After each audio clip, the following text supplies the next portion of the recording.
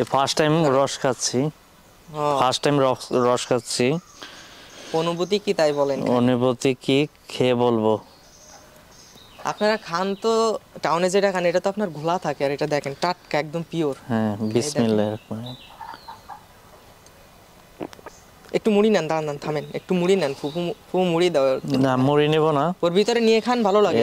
সম্পূর্ণ মানে রসটা হচ্ছে আমাদের যে ডাবের পানি খাই ওই রকম দেখতে লাগে। ওরকম আর কি। ওর দেখতে না, মানে খেতে ওরকম আর কি। খেয়ে অনেক ভালো, সুস্বাদু, অনেক পুষ্টি আছে।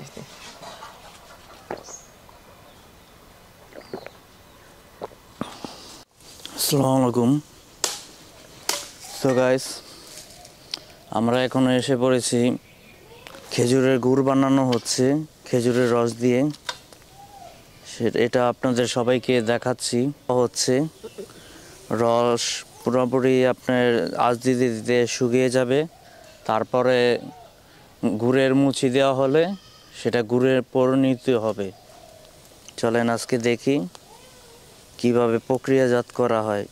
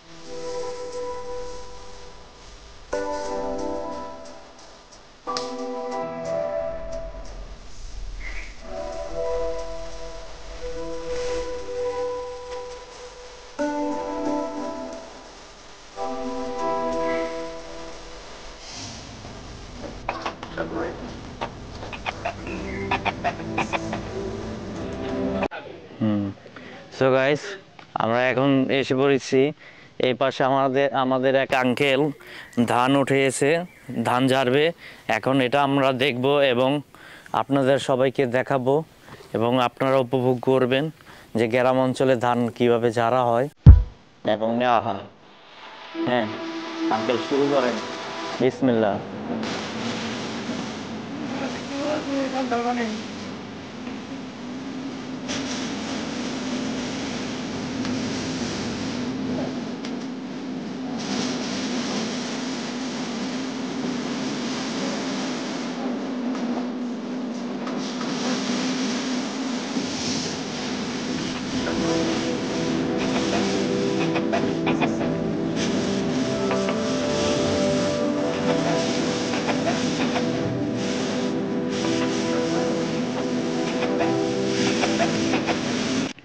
সো গাইস, আমাদের গুড় এখন হয়ে গেছে।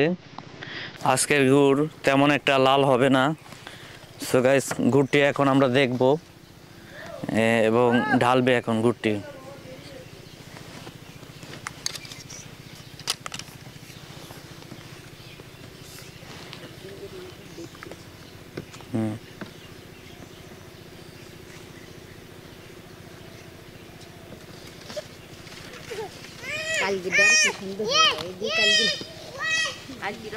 এটা আজকে মাশাআল্লাহ যাই হয়েছে, অনেক ভালো ভালো গুড় হয়েছে।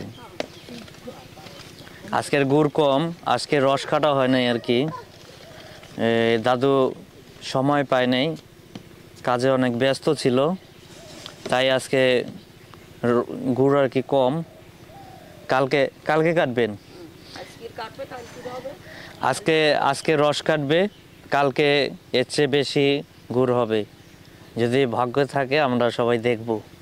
সো গাইস, এখন মুচি মিলানো হয়ে গেছে। এখন গুড়কে যত লাড়বে অত গুড় ঘন হবে।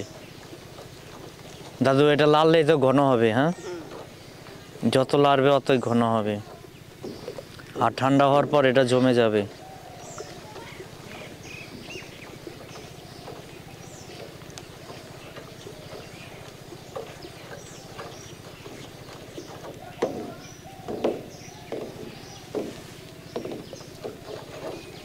দাদু এটা ঠান্ডা হইতে কতক্ষণ লাগবে? হ্যাঁ ঠান্ডা হুম, গরম থাক মানে জৈমা যেতে এটা কি পাটালো গুড় হবে নাকি ওই যে না, রসগুড়? না, এ তো পাঠালি হবে না রসগুড়। ওলা টক হয়ে গেছে তো হুম, জিরেন গুড় না গে পাঠালি না এটা কি টক লাগবে? হ্যাঁ একটু টক লাগবে তাই কালো নিজের জ্বালা একসাথে গুলাই দিলিস ঠিক হয়ে যাবে না দানা ভরি যাবে না আচ্ছা, পিওর যে জলের মানে একবার রসের মতন গুড় এটা পাওয়া যায় না? তাঁতরস হ্যাঁ, তাঁত রস। তাঁতরস এটা ভিজাতে আমরা এখন এসে পড়েছি এই ঝাপা গ্রামের এই মাটির ঘরের এইখানে। আজকের পর্ব এখানেই শেষ করে দেব। ব্লক 4 এটা 4-এর পর্ব এখানেই শেষ করে দেব এই অল্প একটু ভিডিও দিয়ে। তারপরে পরবর্তী পর্ব দেখতে পারবেন নেক্সট উইকে। এখন আমি এই ভিডিওটি আপনাদের পুরো এই বাড়িটির ভিডিওটি দেখাচ্ছি। এখানে সুন্দরভাবে মাটির ঘর তৈরি করা হয়েছে। কত বছর আগে এটা করা হয়েছে দাদু? 30 বছরের বেশি 30 বছর আগে এই মাটির ঘর তৈরি করা হয়েছে। হয়তো নেক্সট উইকে আমরা আসলে এই মাটির ঘরটি আবার নাও দেখতে পারি। এই মাটির ঘরটি মনে আছে বিল্ডিং ঘর হয়ে যাবে। এবং একটি ভালো কথা বলবো, যেটা যাদের বাসায় যাব আমরা গরুর খামার পাবো।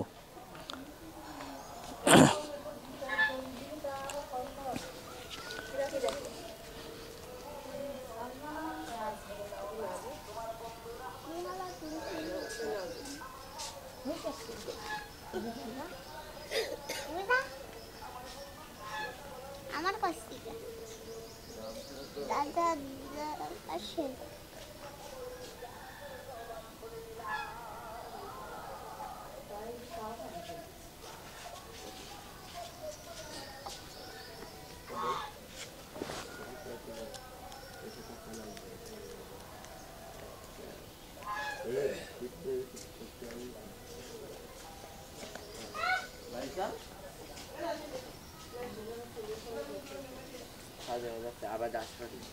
বাড়ির মালিক ওই লোক বাড়ির কাছ থেকে ডিটেলস জানা দরকার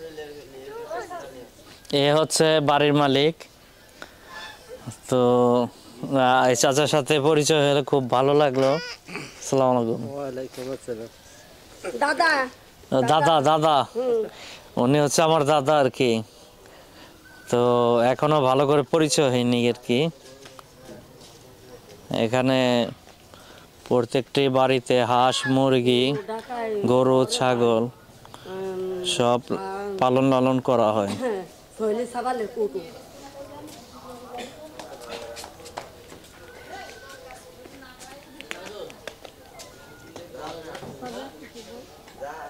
ভাই চলে গেলে এবার দিনখান পরি বউ উঠায় আনবে ও পাশে এক সময় এরকম বাড়ি ছিল, এখন বিল্ডিং হয়ে গেছে। এটাও এক সময় থাকবে না। আজকের পর্ব এখানেই রাখলাম।